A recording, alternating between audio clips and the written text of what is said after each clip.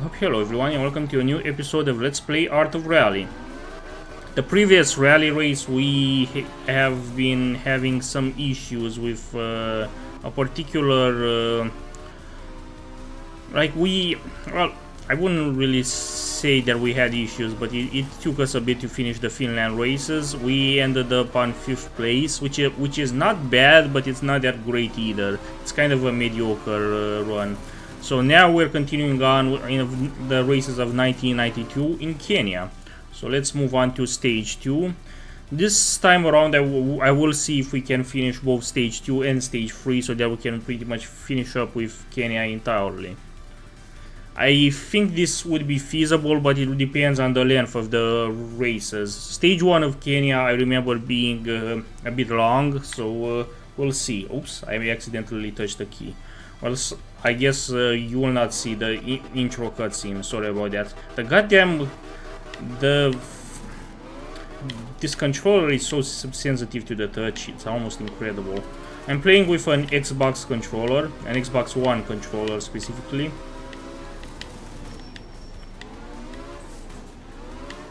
And yes, it's an Xbox One and not Xbox the original. I so hate the branding name for the Xbox One. You'd think that if it's called the Xbox One, it would have been the original Xbox, like the very first Xbox model ever manufactured. But no, Xbox One is the successor to the Xbox 360. I don't know why Microsoft has such an odd naming convention for it. It's like having a Windows 7 and then releasing Windows 1 afterwards. Like, you would not do that unless you deliberately wanted to confuse your audience. Like, 7 is greater than 1. Why would you put this? Why would you name the 7's successor as 1? Like, that makes zero sense. Thankfully, they never did that, and the successor to Windows 7 was Windows 10.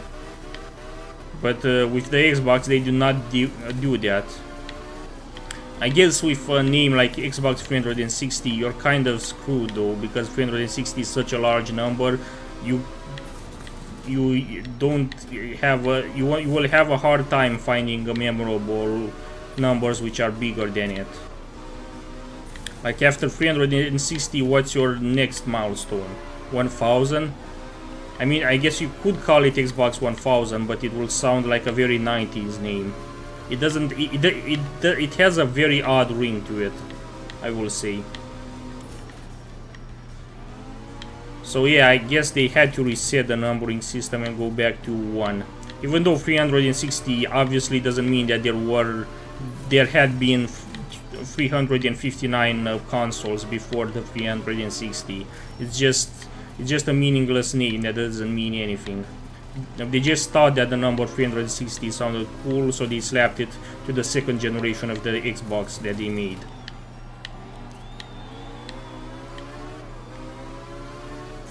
And the 360 was in the same generation as the PS3. And I believe the PS3 was even more hardware limited in capabilities than the Xbox 360, but I could be wrong in this. I believe the PS3 had very limited hardware capabilities, even for its time, and because of this, a lot of games had a lot of limitations on it.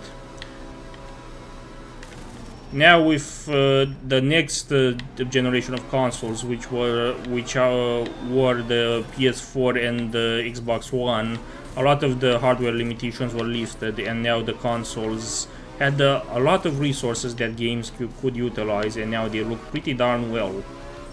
Not actually comparable to the PC graphics that you would get on a high-end PC, but still quite decent. And now we even have the PS5 and the Xbox S. Oh, fuck off, really? How about you stay on your fucking tires, will you? You're not a fucking balloon. I don't know. I'm not. I don't play on fucking consoles. I'm a PC gamer by heart. Almost all the games that I play are on the PC. Which is not to say that I have anything against people that play on consoles. We're on second place this stage. This is pretty nice. I never expected for that to happen. Let's move on to the third and final stage. I've got nothing against consoles. I think that they are a great solution when if you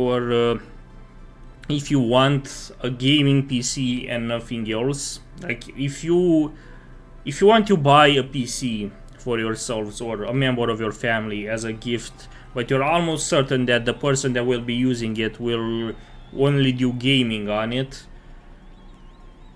and you have a very limited budget, you generally just want to buy a console. Like if gaming is the only thing that it will be used for, just buy a fucking console. You don't need a PC, like a full PC. And also you would just be saving on a lot of money. When it comes to just gaming capabilities and pure graphics output, consoles will give you the best bang for your buck. Let's repair our car first. Compared to PCs, like PC components are generally, if you want to have a PC that has the same graphical capabilities as a console, you usually end up paying more, I would say. Some people might say it's not significantly more, like they know how to find vendors that sell the parts for so cheap that the difference between building their own PC from scratch using those components and buying a console with the same hardware capabilities is negligible. But I think you would have to go through a lot of research and a lot of you would have to spend a lot of time finding the cheapest parts possible to make that worthwhile, which I don't think is what most people are willing to do. And in most cases someone might just say, you know what, screw this, I just want to buy something from the local store and not have to think too much about assembling the PC and doing all of the micromanagement stuff of finding each individual component for it. And that's where consoles just excel at. Like, they're just cheap, they're affordable, they're easily available in pretty much all stores. Well, not right now with the scalpers around, but generally they are more available than having to find a high-end PC that satisfies all of your requirements. And they're just very straightforward. Like, you pop in a game, then the game just works.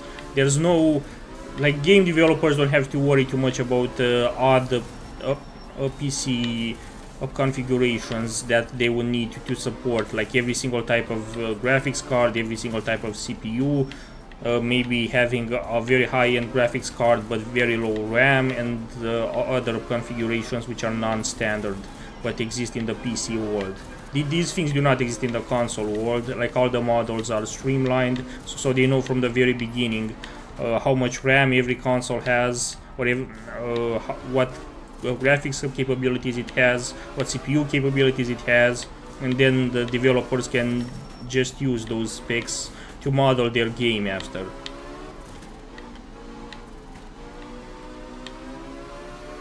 And I think there's something worthwhile for that.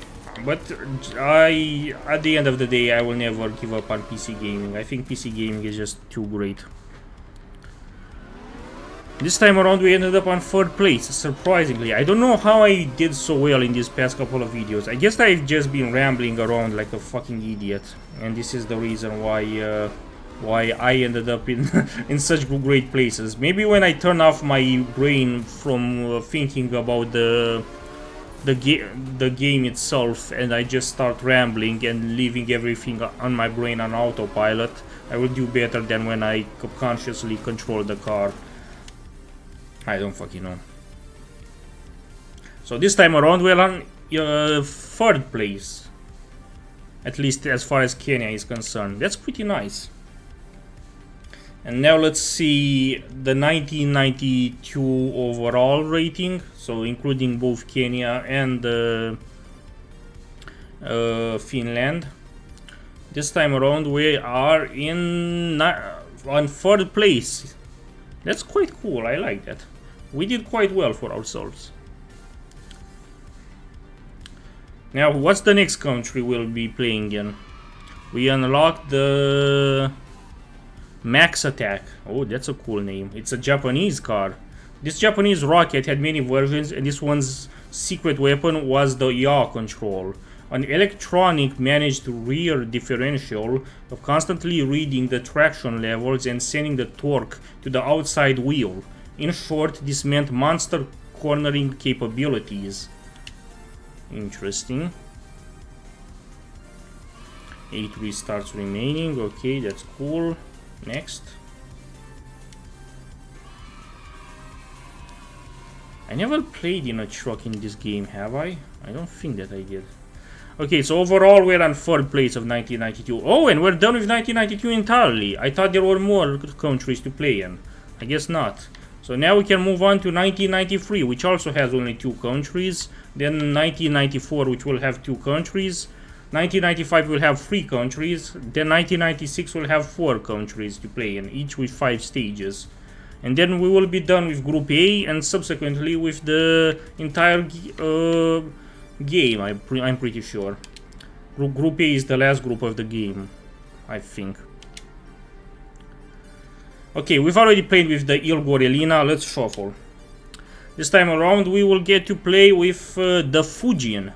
How to win rallies. Turbo flat 4 boxer engine plus 4-wheel drive. This version brought an aluminum engine block and featured a cutting-edge active center differential. It brought home 3 Constructors' Championships consecutively between 1995 and to 1997, proving to be consistent on all terrains.